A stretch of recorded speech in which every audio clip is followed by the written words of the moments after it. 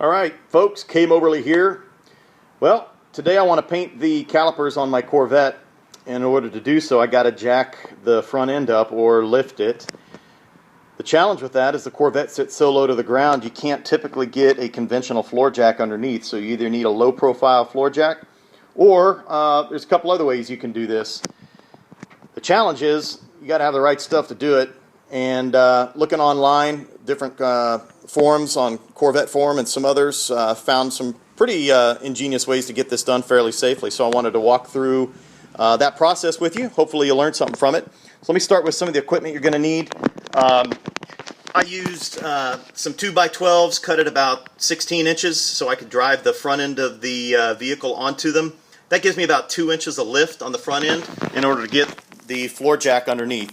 Problem with the floor jack though, and I'll get into some of this a little bit here in a minute, is you only have about 1.5 inch to 2 inch lift point on that's contacting the aluminum subframe underneath.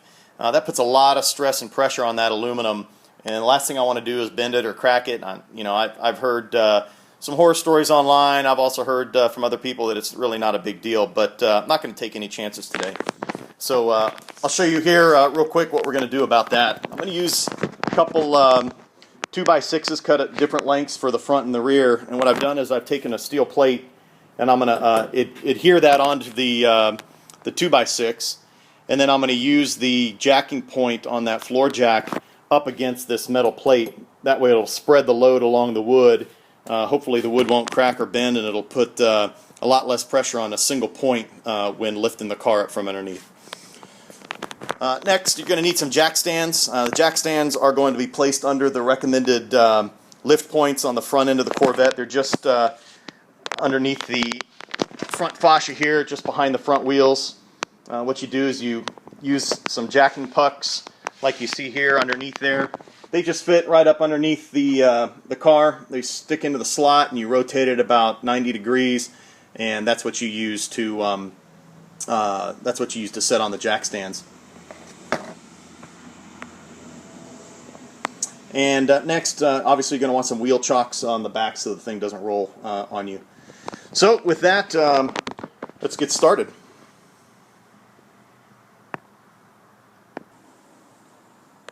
Alright, so as I mentioned before, I was going to basically use a 2x6 as a bar to set on top of the floor jack to spread the load across the underside of the aluminum substructure as we lift up the car. But one thing I didn't want to do is I didn't want to crack the wood or have it bend on me or anything like that. So I bought a 4-inch wide metal plate. It's about 1/8 to 1/4 inch thick, that I'm going to glue onto the wood using some heavy-duty construction adhesive.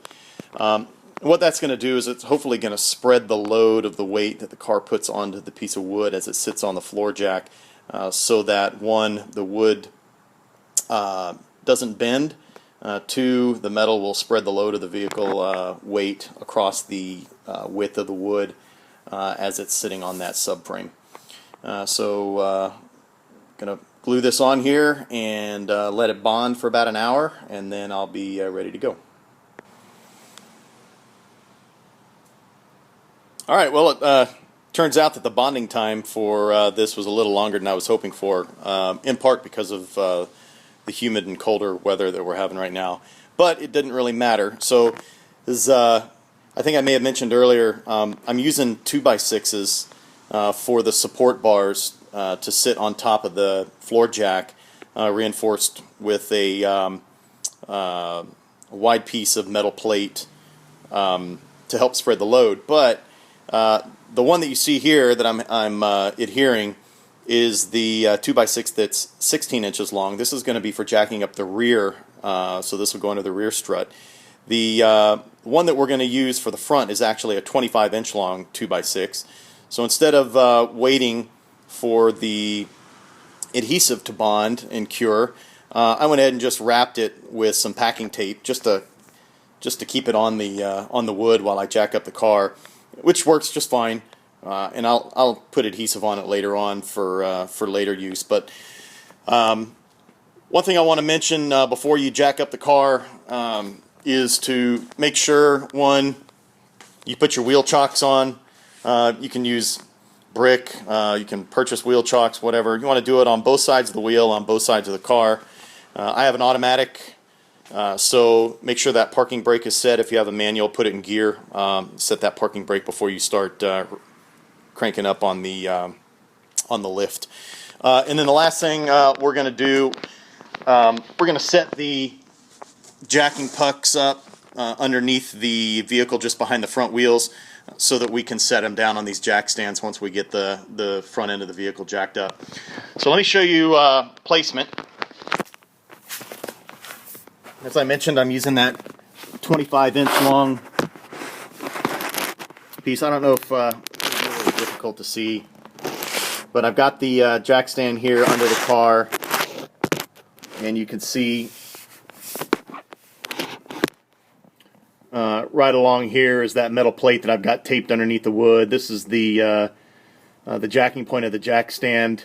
I've got it set up just in the center of that plate, and the wood is set up right along the recommended lifting point underneath the C6.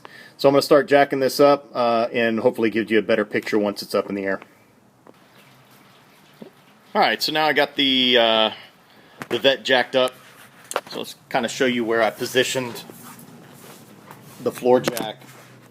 Centered underneath the right underneath the front fascia, slid back far enough to where it will contact the lift bar that we made out of wood, and you can see the taped on steel plate there on the bottom, and that is all resting on that recommended support structure here that you can see.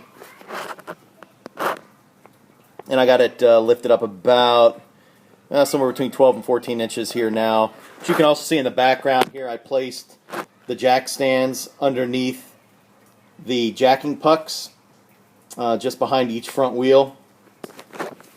And I'll come around here to the driver's side. I've already got the driver's wheel off.